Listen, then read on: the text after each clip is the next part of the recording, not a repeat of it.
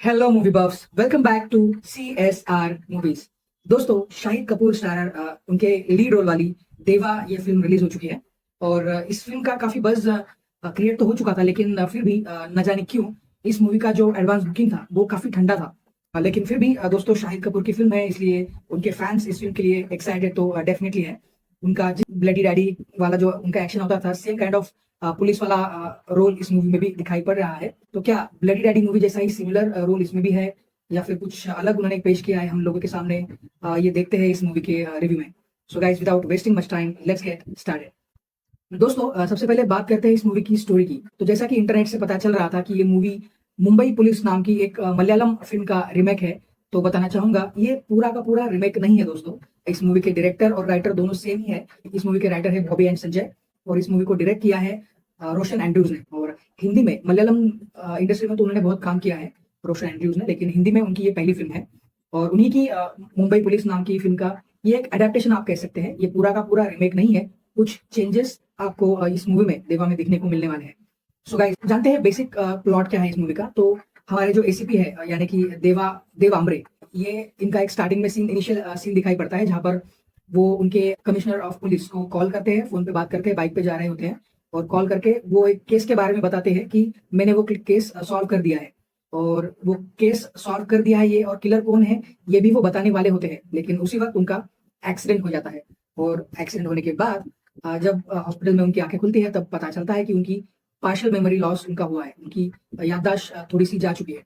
और फिर यहीं से स्टोरी स्टार्ट होती है, कैसे ये कौन सा केस है, किस के बारे में बात हो रही है, और कैसे देव आमरे, यानी कि हमारे हीरो देवा, ये केस सॉल्व करते हैं अपनी याददाश्त जाने के बाद। क्या क्या घटनाएं घटती है, आखिर खूनी कौन है, केस क्या है, ये सब इस मूवी की स्टोरी है गाइस। तो मैंने तो मुंबई पुलिस देखी नहीं है, सो मेरे लिए ये काफी फ्रेश एक्सपीरियंस है।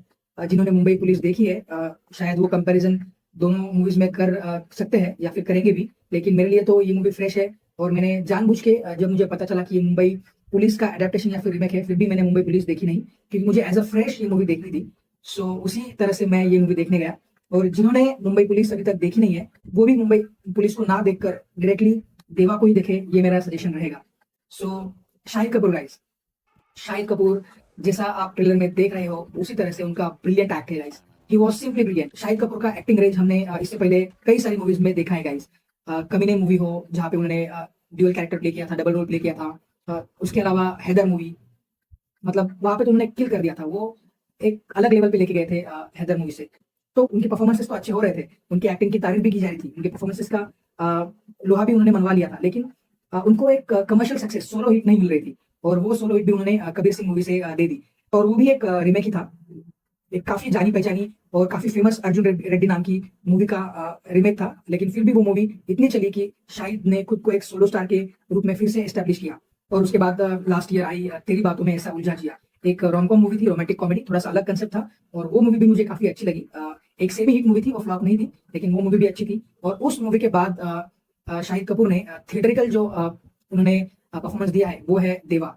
बीच में उनके फर्जी और ब्लडी डैडी नाम के दो ओटीटी परफॉर्मेंसेस भी आए, लेकिन थिएटरिकल परफॉर्मेंस उनका तेरी बातों में उलझा जिया के बाद था देवा, है देवा। और उन्होंने जो एक्टिंग में फाड़ दिया है ना गाइस, लिटरली उनका जो उन्होंने जो एरोगेंस दिखाया है, जो एंग्विश दिखाया है इस कैरेक्टर में, वो मतलब ब्रिलियंट था। मैं थोड़ी सी आपको स्टोरी, थोड़ी सी आपको डर लग सकती है, थोड़ी सी बोर कर सकती है, लेकिन जैसे ही मूवी इंटरवल के बाद स्टार्ट होती है, जैसे ही इस कैरेक्टर की, यानी कि देव आमरे की याददाश्त वो चली जाती है, और वो फिर से इन्वेस्टिगेशन स्टार्ट कर देते हैं। उसके बाद जिस तरह से वो मूवी पेस पकड़ती है, मेमोरी जाने के बाद देव आमरे यानी शाहिद कपूर जिस तरह से वो सभी बातों को गैदर करने की कोशिश करते हैं, वो डेफिनेटली आपको देखने में मजा आता है। और कैसे वो याददाश्त खोने के बावजूद इस केस को सुलझाते हैं। और क्लाइमैक्स गाइस, इस मूवी का क्लाइमैक्स आप सोच भी नहीं पाओगे।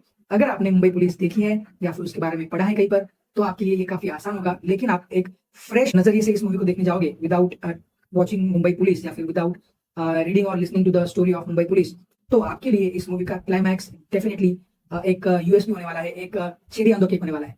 तो गाइज, मुझे तो ये मूवी काफी अच्छी लगी। शाहिद कपूर डेफिनेटली जैसे जैसे उनकी एज बढ़ती जा रही है, जैसे जैसे वो मच्योर होते जा रहे हैं एज के साथ, वैसे ही उनकी एक्टिंग भी, उनके स्क्रिप्ट चॉइसेस भी मच्योर होते जा रहे हैं।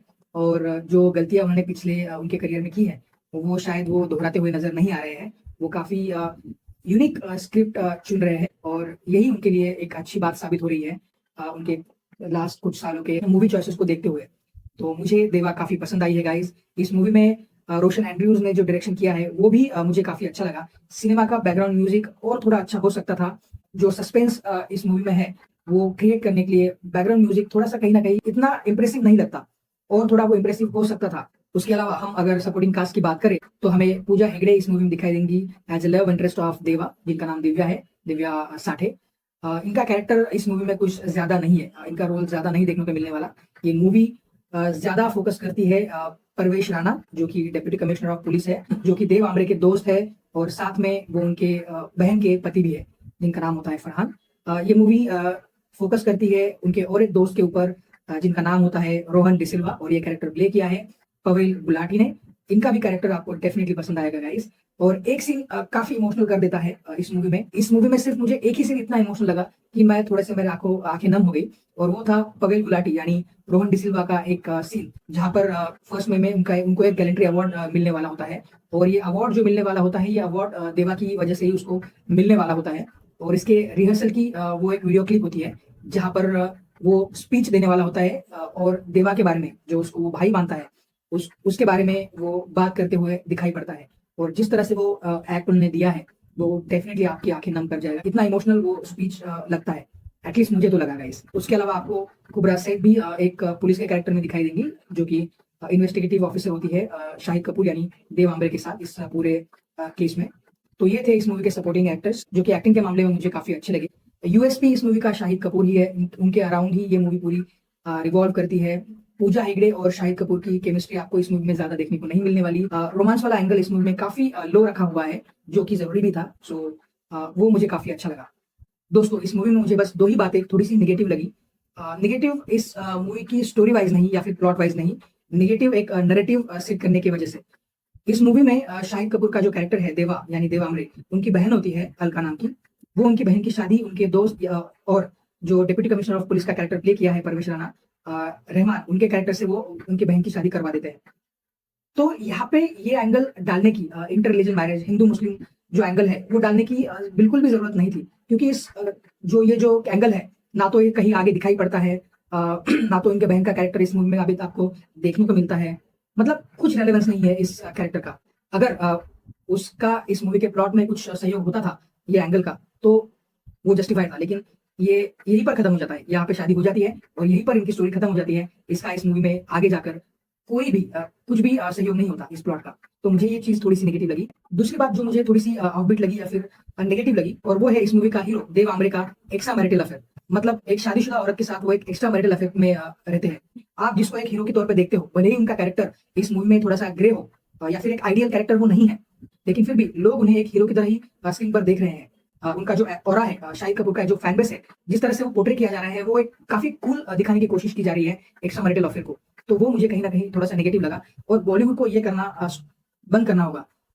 मूवी अच्छी, पूरी मूवी अच्छी है, लेकिन कहीं ना कहीं ऐसी चीजें बॉलीवुड का नाम खराब कर रही है। तो अच्छी मूवी होने के बावजूद ये जो दो चीजें हैं नैरेटिव सेट करने की, वो मुझे बिल्कुल भी सही नहीं लगी गाइस। ये नहीं भी होती इस मूवी में तो भी ये मूवी उतनी ही अच्छी होती, तो भी ये मूवी उतनी ही पसंद आती लोगों को। लेकिन इन दोनों के अलावा ये मूवी बाकी सब चीजों में मुझे अच्छी लगी। शाहिद कपूर का परफॉर्मेंस तो टॉप नॉच था, one of the best performance उनके करियर का ये रहने वाला है।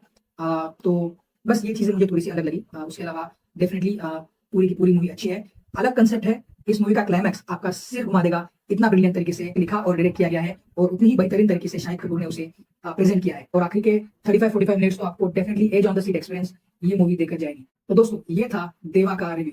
सो yes, it's definitely a good watch. और अगर आप शाहिद कपूर के फैन हो तो आपके लिए तो ये मूवी मस्ट वॉच है। और इस वीडियो में बस इतना ही गाइस।